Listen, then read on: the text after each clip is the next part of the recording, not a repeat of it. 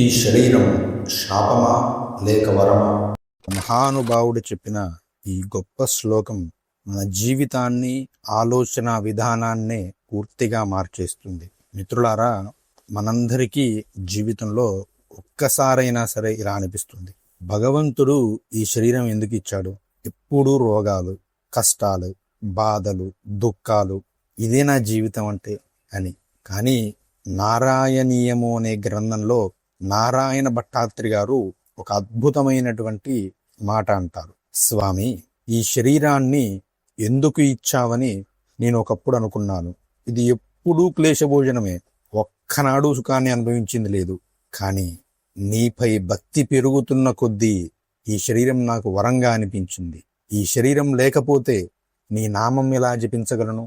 నీ పూజ ఎలా చేయగలను? నీ క్షేత్రాలను ఎలా దర్శించగలను? నీ రూపాన్ని చూస్తూ ఎలా ఆనందించగలను? నీ సేవలో ఈ శరీరం లేకపోతే నేనేం చేయగలనయ్యా? కాబట్టి ఈశ్వర, ఈ శరీరం ఇచ్చి నాకెంతో మేలు చేశావని నేను నీ సేవలోకి వచ్చాకే అర్థమైంది అని నారాయణ భట్టాత్రి గారు చెప్పారండి. వారు తీవ్రమైనటువంటి అనారోగ్యంతో బాధపడుతూ గురువాయూరప్ప శ్రీకృష్ణ భగవానుణ్ణి నారాయణీయము అనేటువంటి గ్రంథంతో స్తుతిస్తే ఆ స్వామి ఆ గ్రంథం పూర్తయ్యేలోపు ఆయనకు ఆరోగ్యాన్ని సిద్ధింపజేస్తారు. ఆ గ్రంథంలో చెప్పినటువంటి గొప్ప శ్లోకానికి అర్థం ఇది.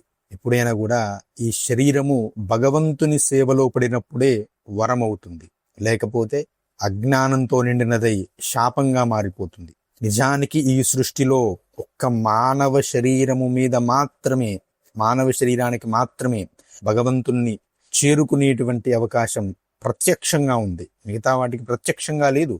మానవుడు మాత్రమే ఈ నోటితో కీర్తించగలడు, కంటితో చూడగలడు, ధ్యానించగలడు. నీ శరీరము అస్సలు ఏమాత్రము పనికిరాని స్థితిలో ఉన్నా కూడా, చేతులు కదలక, కాళ్ళు కదలక, కన్ను కనపడక, చెవు వినపడక, నోరు కదలకుండా ఉన్నా కూడా, కేవలము మనస్సు పనిచేసేటువంటి స్థితిలో కూడా నీవు మనస్సును భగవంతుని మీద పెట్టి భగవంతుని చేరగలిగేటువంటి అద్భుత అవకాశం ఉన్న ఏకైక జన్మ మానవ జన్మ మాత్రమే. కాబట్టి భక్తులారా, మన శరీరం మీద మనం ఎప్పుడు కూడా ఫిర్యాదులు చేయకూడదు. ఈ శరీరం ద్వారా మాత్రమే భగవంతుని చేరగలం. ఈ శరీరం ద్వారా మాత్రమే పుణ్యాన్ని సాధించగలం. ఈ శరీరాన్ని భగవంతునికి ఉపయోగించినప్పుడు మాత్రమే ఇది వరంగా మారుతుంది, మన జీవితం సార్థకమవుతుంది. ఈ జన్మ వచ్చినందుకు మళ్ళీ జన్మ రానటువంటి స్థితి వస్తుంది. కాబట్టి ఎప్పుడైనా సరే ఈ శరీరం ఎందుకు వచ్చింది అనుకోకండి. కష్టాలు చుట్టుముట్టినప్పుడు నాకు భగవంతుని సేవ చేసుకునేటువంటి అవకాశం వచ్చింది, అందుకోసం ఈ యొక్క శరీరం వచ్చిందని భావించండి.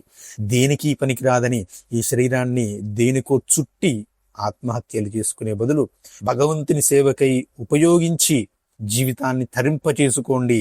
మిత్రులారా, ఎప్పుడు కూడా నిరాశ నిస్పృహలతో జీవించవద్దు. ఈ శరీరం వరం, ఈ భగవంతుడు ఇచ్చినటువంటి వరం. కాబట్టి ఆ విధంగా భగవత్ సేవలో తరించండి. అందరూ కూడా తరిస్తారు అని భావిస్తున్నాను. ఈ నిజం మీకు నచ్చితే ఈ వీడియోను నలుగురికి షేర్ చేయండి, మరికొందరికి ఉపయోగపడుతుంది. ఇలాంటి ఆధ్యాత్మిక విషయాల కోసం మన ఛానల్ సబ్స్క్రైబ్ చేసుకుని పక్కనే ఉన్న బెల్ ఐకాన్ క్లిక్ చేయండి. అందరూ జై శ్రీరామ్ అని గట్టిగా కామెంట్ చేయండి.